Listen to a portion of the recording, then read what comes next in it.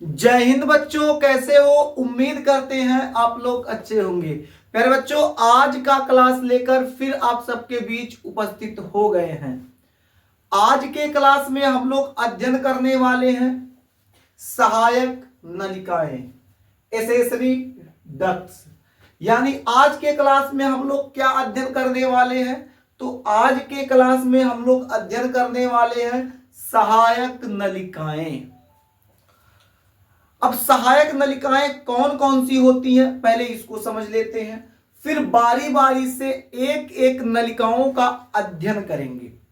इससे पहले पिछले क्लास में आपको ये बता दिया गया है कि जो शुक्राणु होते हैं वो गमन कैसे करते हैं, यानी शुक्राणुओं का जो पथ होता है उसको पिछले क्लास में पढ़ा दिया गया है। यदि आप लोगों ने पिछला क्लास नहीं देखा है तो चैनल के प्लेलिस्ट में जाके वहां से आप लोग क्लास देख सकते हैं।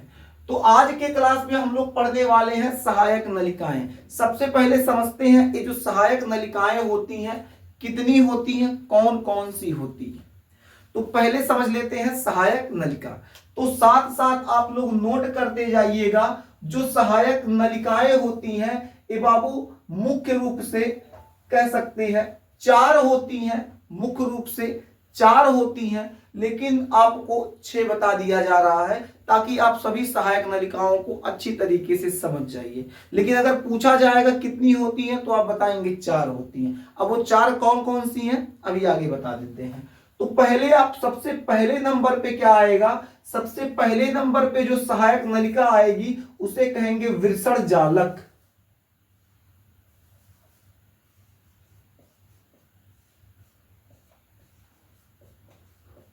विर्षण जालक या विर्षण जालिका।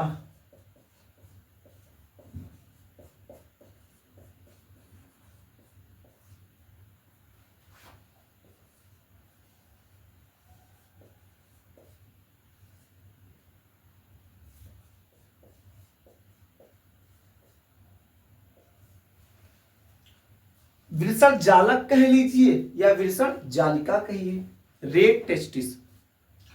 दूसरे नंबर पे आ जाएगी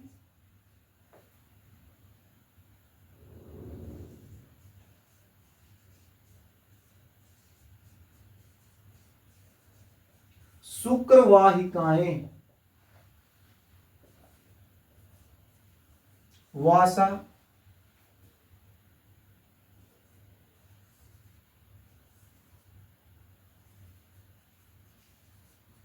इफ्रेंसिया। तीसरे नंबर पे मेरे देश के अच्छे बच्चे क्या आएगी? तीसरे नंबर पे आ जाएगा अधिवृषण।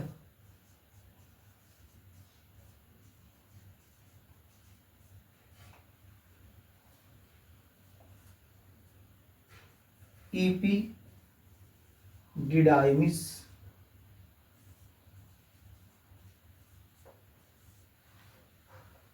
और चौथे नंबर पर शुक्रवाहक। शुक्रवाहिकाएं अलग हैं, शुक्रवाहक अलग है। इंग्लिश देखिएगा, इसके हम लोग इसे हम लोग इफ्रेंसिया कहते हैं, इसे हम लोग क्या कहेंगे? वैस डिफरेंस।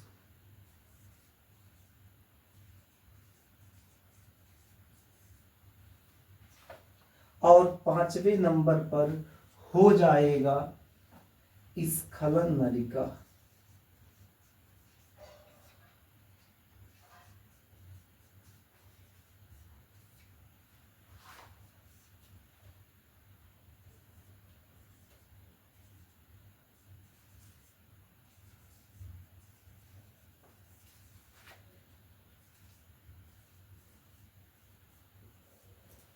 इजिप्लेटरी डक्ट्स छठवें पे आ जाएगी शिश्न। और शिश्न के अंतर्गत आपकी आ जाएगी मूत्र जन नलिका, यानी शिश्न लिखते हैं पेनिस।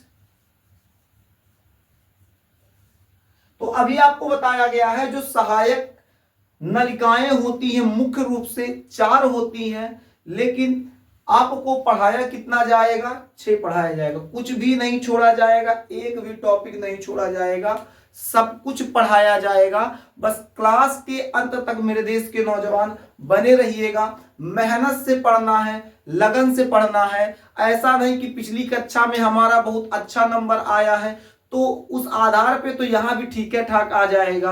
याद रखिएगा मेरे देश के अच्छे बच्चे, पिछली कक्षा ये डिसाइड नहीं करेगा कि आपका आने वाला जो क्लास है उसमें नंबर कैसा आएगा। पिछली कक्षा में आप मेहनत जितना किए हैं आपको फल उतना ही मिला है।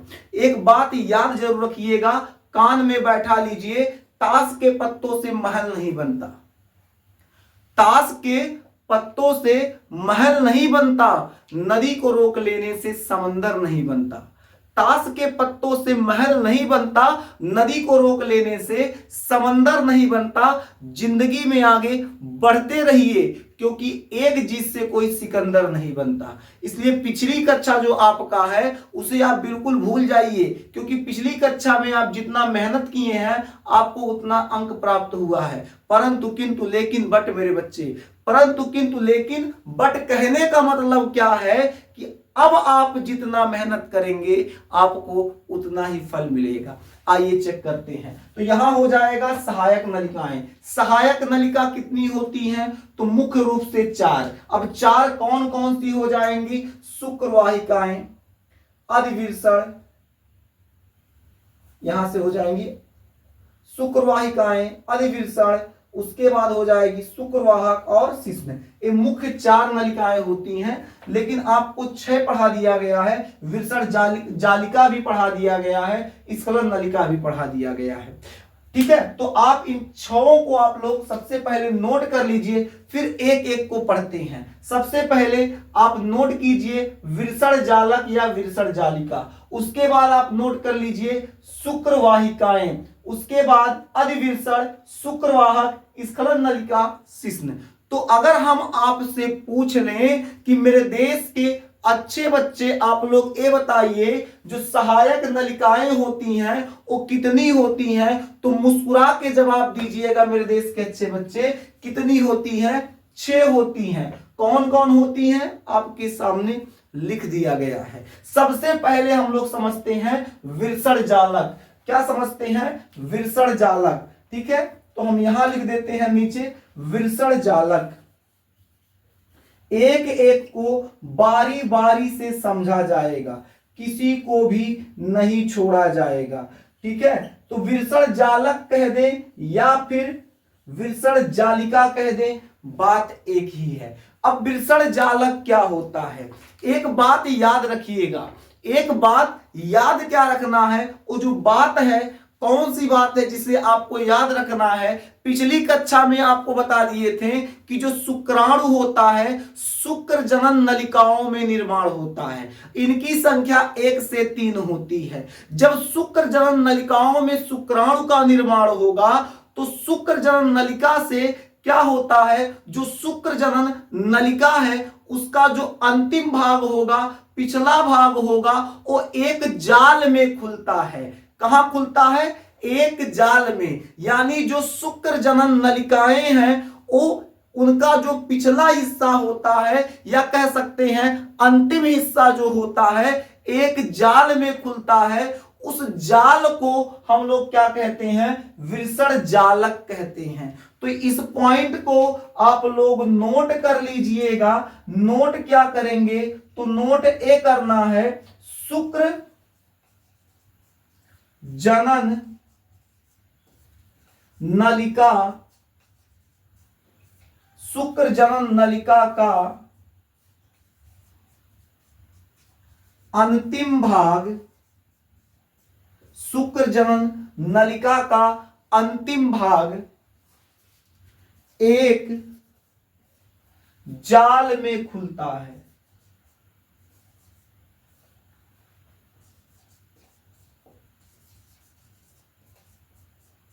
एक जाल में खुलता है, जिसे क्या कहा जाता है, विर्षण जालक कहा जाता है।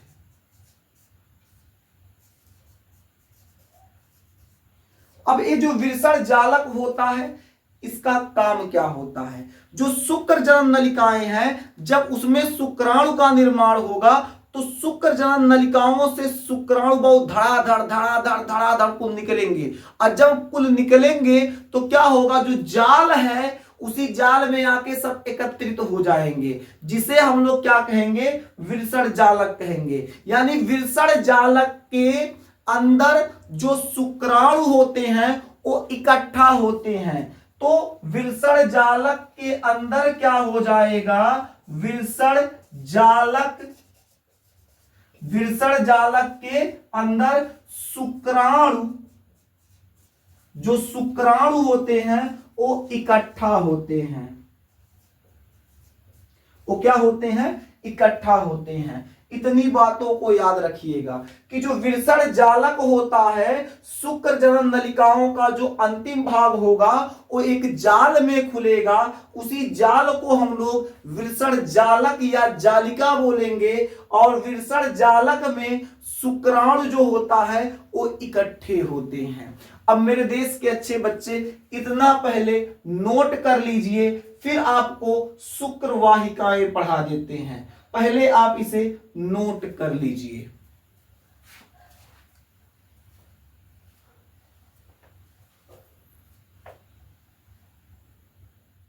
अब हेडिंग कीजिए शुक्र वाहिकाएं।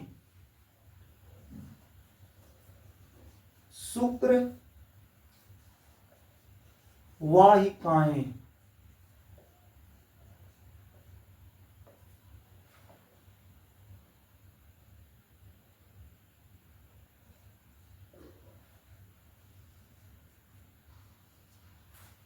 शुक्र वाहिकाएं क्या होता है? देखिए, शुक्र वाहिका जो होता है, या फिर कह सकते हैं जो शुक्र वाहिकाएं होती हैं, ये विरसण जालक और अधिविरसण के मध्य में पाई जाती हैं। यानी एक तरफ विरसण जालक है, दूसरे तरफ अधिविरसण है, बिचवा में शुक्र वाहिकाएं पाई जाएंगी। अर्थात हम लोग कह सकते हैं ये जो शुक्र वाहिका होती है विरसण जालक और अधिविरसण को जोड़ती है, क्योंकि इसका एक हिस्सा विरसण जालक से जुड़ा होगा, दूसरा हिस्सा अधिविरसण से जुड़ा होगा। यानी हम कह क्या सकते हैं, ये जो शुक्र वाहिकाएं होती हैं ये विरसण जालक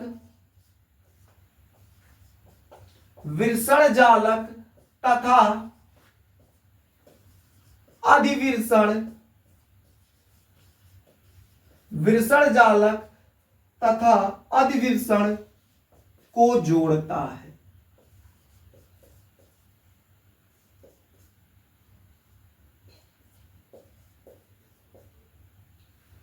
क्या करता है? जोड़ता है, यानी जोड़ने का काम करता है। अगर थोड़ी सी और बातें इसमें समझे तो ये जो शुक्र वाहिकाएं होती हैं इनकी संख्या क्या होती है? तो इनकी संख्या 10 से 15 होती है। तो 10 से 15 क्या है? इनकी संख्याएं हैं। यानी हम लोग बात करें शुक्र वाहिकाओं की, शुक्र वाहिकाएं कितनी होती हैं? तो एक सामान्य मनुष्य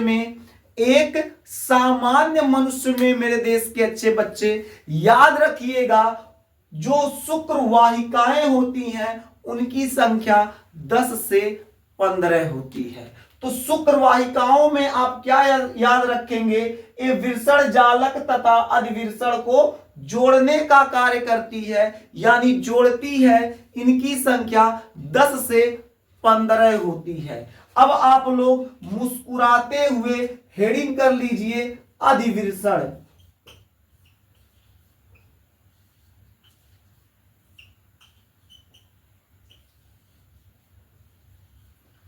अब ये अधिविरसण क्या होता है इसको समझिए। अधिविरसण क्या होता है? ये 6 मीटर लंबी अत्यधिक कुंडलित नलिका होती है। एक एक बातों को समझते चलिएगा, याद रखिएगा, भूलिएगा नहीं, और क्लास देखने के बाद उसको जो नोट्स बना रहे हैं उस नोट्स का रिवीजन आप बार बार करते रहिएगा। रिवीजन नहीं करेंगे मेरे देश के अच्छे बच्चे तो आप भूल सकते हैं, इसलिए जबरदस्त रिवीजन कीजिएगा। कापी और आपके बीच में एक जबरदस्त युद्ध होना चाहिए। अब युद्ध कैसा होना चाहिए? अब इस बात को, युद्ध की बात से हमको रवि किशन का एक डायलॉग याद आ गया। उसने कहा था, तकरार तकरार चली, भरपूर जवानी में तलवार चली, इ महफिल के मजा हम फुर्सत से ले, यहां मर्जी सिर्फ हमार चली। कहने का मतलब क्या है? ये तो भोजपुरी का एक डायलॉग है, लेकिन याद रखिएगा कि आपके और आपके नोट्स के बीच एक जबरदस्त युद्ध चलना चाहिए। वो कहेगा कि मालिक हमको छोड़ दीजिए, मत पढ़िए, कहिएगा जब तक आपको पूरा पढ़ के रिवीजन नहीं कर लेंगे और दिमाग में बैठा नहीं लेंगे तो आपको तब तक छोड़ेंगे नहीं। तकरार ऐसे चलेगा। समझ में आया कि नहीं? तो अधिविर्षण हेडिंग कर लीजिएगा। करने के बाद पहला पॉइंट लिखिएगा। तो पहला पॉइंट क्या लिखेंगे? ये जो अधिविर्षण होता है 6 मीटर लंबी नलिका होती है। ये कितना? 6 मीटर लंबी नली होती है। और इसके साथ साथ याद रखिएगा ये अत्यधिक अतिकुंडलित होती है, या फिर कह सकते हैं अत्यधिक कुंडलित। कुंडलित मतलब ऐंठाइल रहता है, ऐंठाइल। ठीक है, तो लिख लीजिए पहला पॉइंट, अधिविर्षण में ये 6 मीटर लंबी तथा अत्यधिक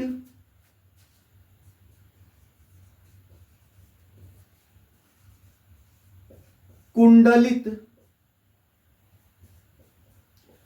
अत्यधिक कुंडलित नलिका होती है।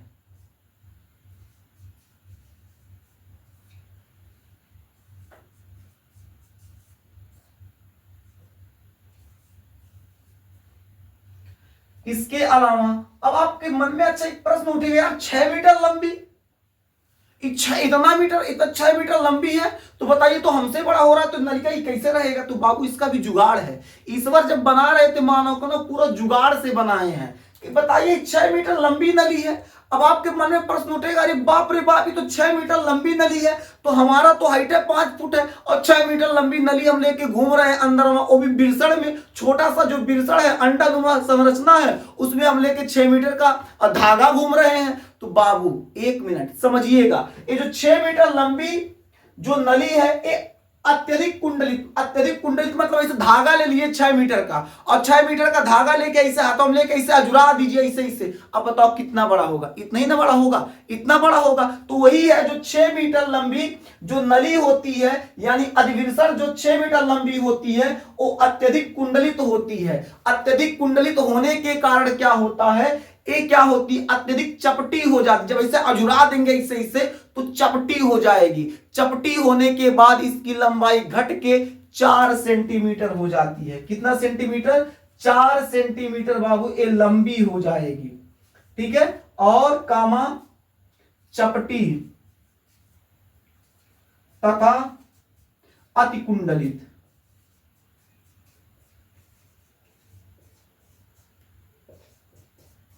बात समझ में आया? जो 6 मीटर लंबी थी वो कैसी हो गई? 4 सेंटीमीटर लंबी हो जाएगी, चपटी हो जाएगी और अतिकुंडलित हो जाएगी। अब ये होता कैसे है? तो आप में अंग्रेजी जब पढ़ते हैं वहां देखते हैं थोड़ा सा, जब किसी पैराग्राफ को आप पढ़ते हैं तो वहां पढ़ते समय देखिए बीच बीच में कामा लगा होता है। तो कामा कैसे होता है? कुछ इसी प्रकार का लगा होता है। ठीक है, तो ये जो आपका अधिविर्षण होगा, अधिविर्षण जो होगा किसके आकार का होगा? तो कॉमा के आकार का होगा। किसके आकार का होगा? कॉमा के आकार का होगा। तो याद रखिएगा अधिविर्षण किस आकार का होता है? तो कामा के आकार का होता है। अब अधिविर्षण में शुक्राणु आके करता क्या है? तो जब अधिविर्षण में शुक्राणु आएगा तो आने के बाद यहां शुक्राणुओं का लालन पालन होता है। लालन पालन का मतलब बुकवा उकवा बराबर से लगेगा, तेल मसाला बराबर से यहां लगेगा। यानी कहने का मतलब जब शुक्राणु अधिविर्षण में आ जाएगा तो इनका परिपक्वन होगा। क्या होगा? परिपक्वन। तो याद रखिएगा जो शुक्राणु होते हैं, जो शुक्राणु होते हैं इनका परिपक्वन, इनका परिपक्वन कहां होता है? तो अधिविर्षण में होता है। कहां होता है? अधिविर्षण में होता है। अब अधिविर्षण में इनका परिपक्वन कितना दिन? तो लगभग बाबू 10 से 15 दिनों तक इनका परिपक्वन होता है। कौनो जंगल लड़का है पहले रिलीज कर दिया तो भाई बात अलग है, लेकिन याद रखिएगा शुक्राणु का परिपक्वन कितना दिन होगा? 10 से 15 दिन तक होगा। कहां होगा? अधिविर्षण में। इसके अलावा ये अधिविर्षण जो होता है इसे आगे बढ़ने के लिए मार्ग प्रदान करता है। तो किसे आगे बढ़ने के लिए? जो स्पर्म यानी शुक्राणु होता है इसे आगे जाने के लिए मार्ग प्रदान करता है। क्या करता है? मार्ग प्रदान करेगा। बात समझ में आ रहा है? अगर समझ में आ रहा है तो वीडियो को लाइक कर दीजिएगा। ये जो क्लास आपका चल रहा है इस क्लास को बाबू लाइक कर दीजिएगा और अपना विचार कमेंट में जरूर दीजिएगा।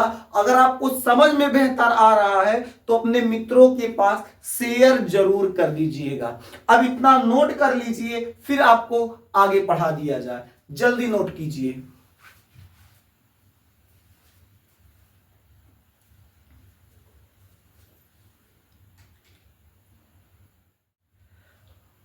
अब आप लोग हेडिंग कीजिए शुक्रवाहक।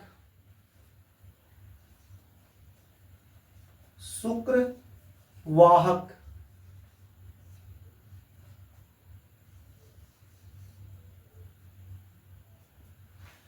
अब देखिएगा ये जो शुक्रवाहक होता है ये 45 सेंटीमीटर लंबी नली होती है। शुक्रवाहक जो होता है 45 सेंटीमीटर लंबी नली होती है। ये शुक्राशय में जाके खुलता है और शुक्राशय से आगे चलकर ये जब जुड़ जाता है तो जुड़कर स्खलन नलिका का निर्माण करता है। तो अभी बस इतना याद रखिए जो शुक्रवाहक होता है वो कितना लंबा होता है? तो 45 सेंटीमीटर लंबा होता है। इस पॉइंट को याद रखिएगा। कितना लंबा होता है? 45 सेंटीमीटर लंबा होता है। ठीक है। कौन? तो शुक्रवाहक।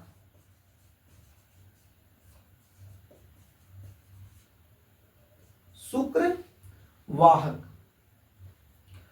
इसके अलावा ये अधिविर्षण जो होता है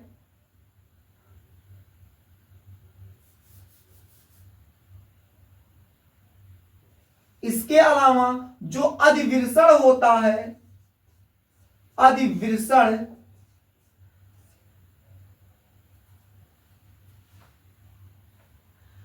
अधिविर्षण का जो अंतिम भाग कोड़ा होता है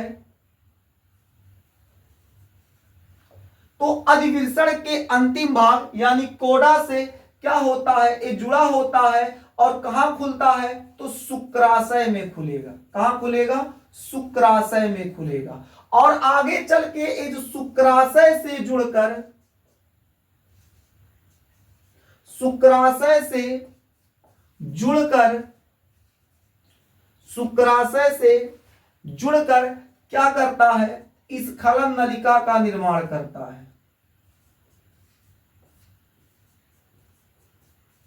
तो मेरे देश के अच्छे बच्चे इतनी बातें जरूर याद रखिएगा कि जो शुक्रवाहक होता है 45 सेंटीमीटर लंबा होता है। अधिविर्षण के अंतिम भाग यानी कोड़ा से शुरू होता है और शुक्राशय से जाके मिल जाता है। शुक्राशय से जुड़कर स्खलन नलिका का निर्माण करता है। अब हेडिंग करो स्खलन नलिका।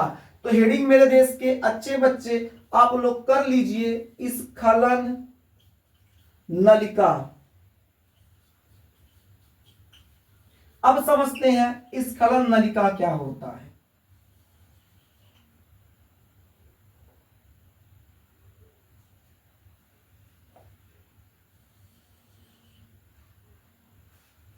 स्खलन नलिका तो अभी ऊपर आपको बताया गया है शुक्राशय से जुड़कर जो शुक्रवाहक होता है शुक्राशय से जुड़कर स्खलन नलिका का निर्माण करता है। और जो ये स्खलन नलिका होती है शुक्राणु को आगे बढ़ने के लिए क्या करता है? मार्ग प्रदान करता है। ठीक है। इस पॉइंट को याद रखिएगा, नोट पहले कर लीजिए। तो जो शुक्राशय होता है माफ कीजिएगा, जो स्खलन नलिका होता है शुक्राणु को आगे बढ़ने के लिए मार्ग प्रदान करता है। शुक्राणु को आगे बढ़ने के लिए मार्ग प्रदान करता है।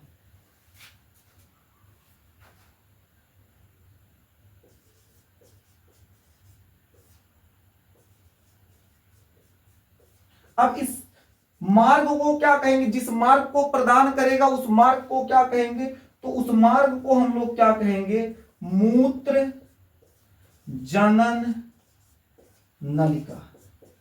ठीक है।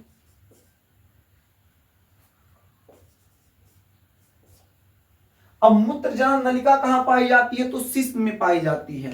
तो अब हम लोग पढ़ेंगे शिश्न। तो ऐसा कीजिए, इतना नोट कर लीजिए, फिर पढ़ाते हैं आपको शिश्न। यही कहीं पढ़ा दें, नोट कर लीजिए, फिर पढ़ा दिया जा रहा है।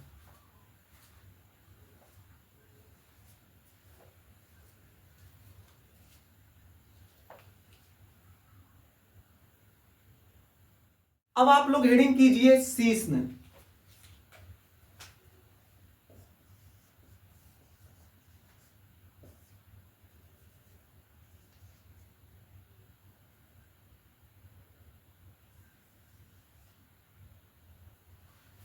शिश्न क्या होता है? जो नर होता है, नर में बेलनाकार उत्थानशील मैथुनांग को शिश्न कहा जाता है। अर्थात जो नर होता है, नर के पास एक बेलनाकार उत्थानशील मैथुनांग पाया जाता है। उस मैथुनांग को क्या कहा जाता है? तो शिश्न कहा जाता है। नोट कर लीजिए, नर में बेलनाकार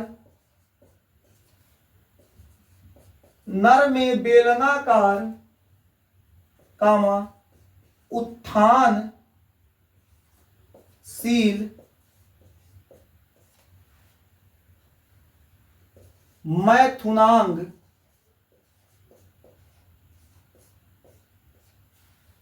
मैथुनांग पाया जाता है,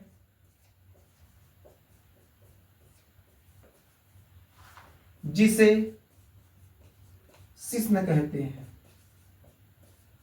अब शिश्न को अलग अलग नामों से जाना जाता है। कुछ लोग इसे शिश्न कहेंगे, कुछ लोग इसे पेनिस कहेंगे, कुछ लोग इसे लिंग कहेंगे। तो अलग अलग नामों से जाना जाएगा। तो इसके कई विविध नाम हैं, अलग अलग नाम है। तो इसे हम लोग कह सकते हैं, अलग अलग नामों से पुकारा जाता है। तो अगर इसका आपको अलग नाम, जैसे लिंग कहीं दे दे, कोई पेनिस कह दे रहा है, तो आप उससे घबराइएगा नहीं, बात एक ही है, बात शिश्न की ही हो रही है। अब जो ये शिश्न होता है, ये उदर से लटका होता है।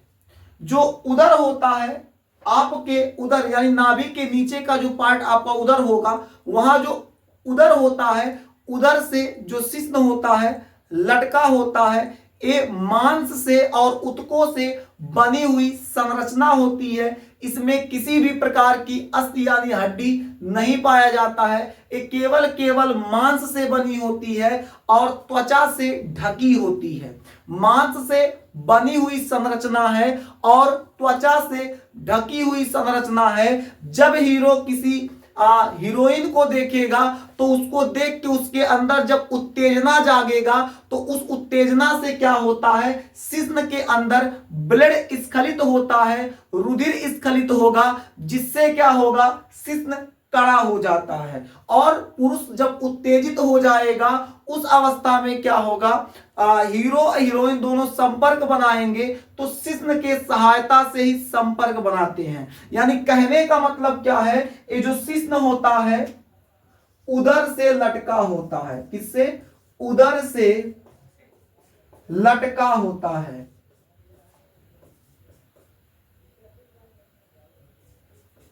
उदर से लटका होता है। किसका बना होता है? तो मांसपेशियों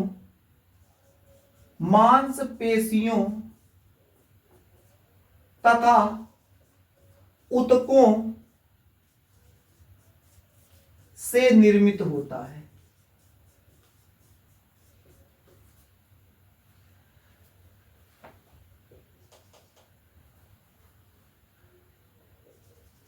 इसमें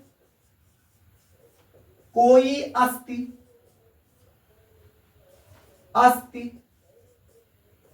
नहीं पाई जाती।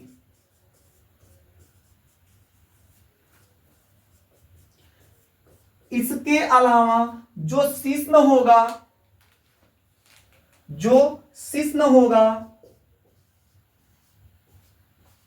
त्वचा से ढका होता है।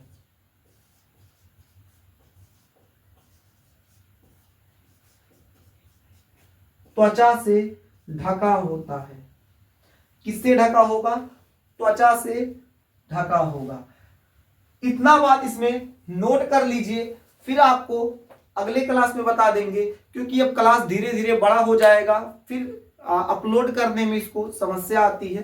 तो आज के लिए बस इतना ही, फिर मिलेंगे आपसे अगले क्लास में। तब तक के लिए जय हिंद।